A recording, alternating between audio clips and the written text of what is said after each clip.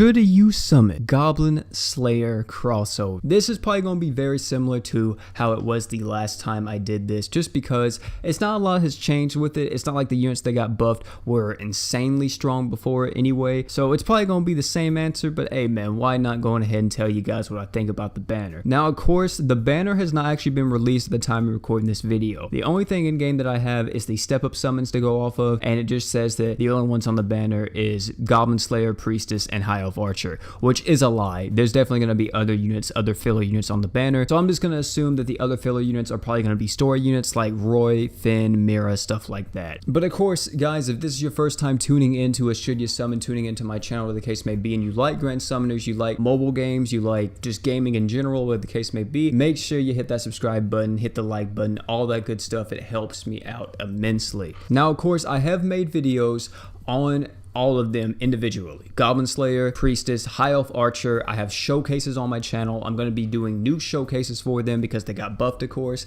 So if you want to go look at anything for these units, you guys can. So you guys can absolutely make the judgment for yourself if you want to go for these units or not. But of course, I'm going to give you guys my opinion, what I feel about them, and we're going to give you a very condensed down version. If you want more of a detailed breakdown, of course, go watch any of my showcases or any of the most recent videos where I talk about all the buffs that they got. That should be popping up in the top right now in a card, by the way, every single one of those videos. But real quick, let's tell you what all three of them does. Very simplified. Goblin Slayer, a ramping damage dealer. Man deals deeps, you feel me? He's able to stack up his damage with his skill up to a max of 100%. He's able to increase his damage and his break power, the lower HP he has with his true arts. He's also able to give himself art gauge that stacks with himself, so he's just very self-sufficient. Main downside with him though is, of course, he needs to be on lower HP for him to get the most damage possible. So that is something that you're going to have to factor in, and you're really going to want B3 Claw if you're using him alongside a taunt tank or something, so you're able to decrease his health consistently and you're able to constantly keep reducing his health so you get that damage bonus. High Elf Archer, a very strong 100% crit buffer, really good unit, very good attacker by the way,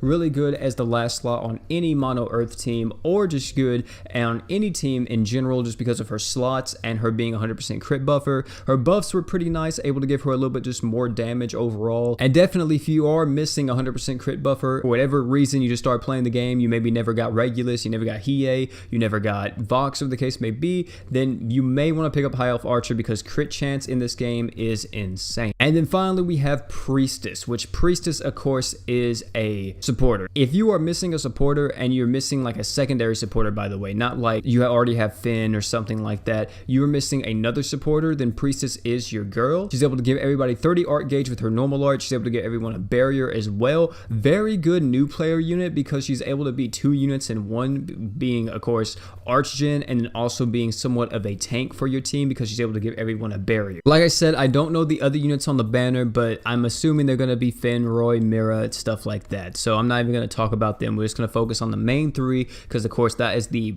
reason why you're going to be summoning more than likely. So should you summon if you're getting into the game, you're brand new, you're fresh out the gate, you know, you want to summon, all that good stuff. Should you summon on this banner? Is it worth your crystals? Of course, if you are a fan of Goblin Slayer, you're a fan of the anime, all that good stuff, then of course summon. Hell, even reroll for the units because you're gonna have a funner time being able to have those units than not having them at all, especially if you're coming in for the crossover specific. Reroll for them, get them, nab them out the gate, summon for them, all that good stuff. That's if you're brand new and you're coming in because of this crossover. However, if you started playing about a month ago or something, you like GS, you like playing the game, you enjoy it, and you're wondering if this banner is worth it as a new player, if you're lacking in a support unit and you don't have a secondary support, or someone else is able to support your team, like maybe you're only running Weaver right now, you're only running Finn or something like that, then definitely summoning on this banner and trying to get Priestess is going to be a very nice pickup for you.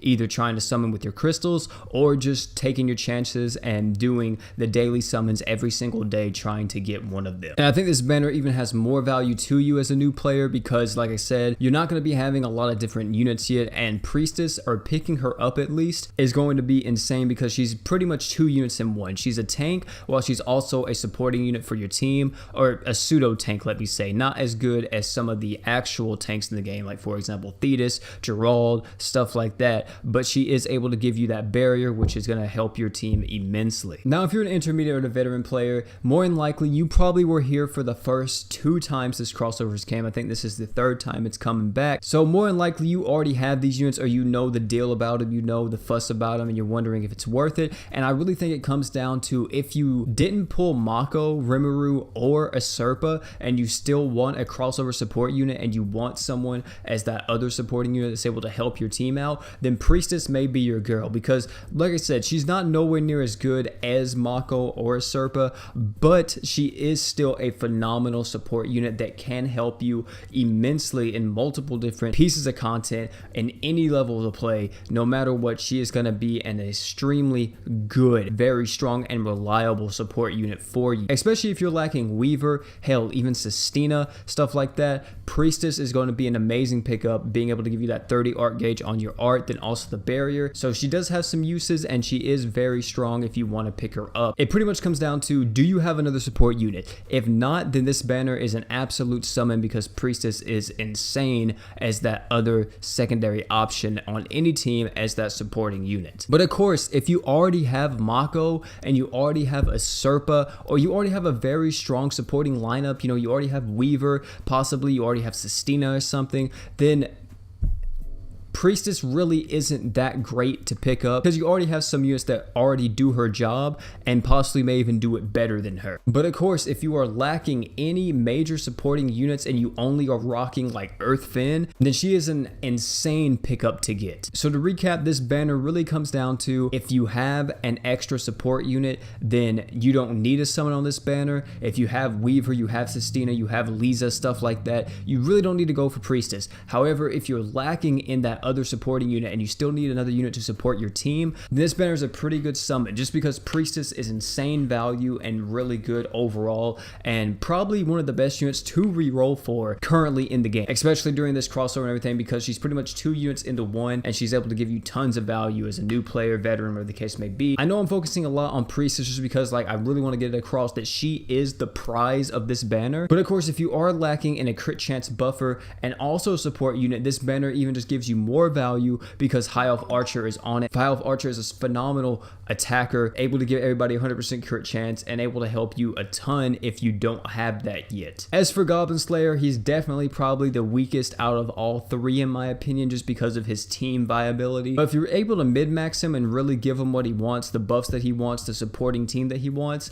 then he's going to be insane for you. But ladies and gentlemen, that's going to be it for this video. Tell me down below if you're going to be summoning. As for me, I'm debating if I'm even going to be doing a multi on it. I'll probably just see what I get from my free daily summons and see what happens with it, if I get lucky or whatever the case may be. But guys, that's gonna be it for this video. Wish you guys luck if you are summoning on it. If you're getting into the game, hopefully it does not take you too many rerolls to get the reroll that you want. And if you're a veteran or collector and you're trying to go for these units just because you love the anime, you want to collect every single unit in the game, then I hope these units don't take you too long to get. But hey man, it's been your boy OP. Don't forget to like, comment, subscribe for more. Thank you all for coming out to this video. Thank you guys so much for all the support on the channel, especially because I've been still recovering and everything, and seeing you guys like the videos, commenting, all that good stuff, interacting is very, very nice. It helps me out a ton, gives me a lot of motivation to keep doing this, but still taking it slow, man. For you guys worrying about my health, you guys don't need to worry too much. I'm still taking it slow, you know, still trying to make sure I don't overdo it, but still trying to do as much as I can at the same time. But guys, thank you all for coming out again. It's been your boy OP,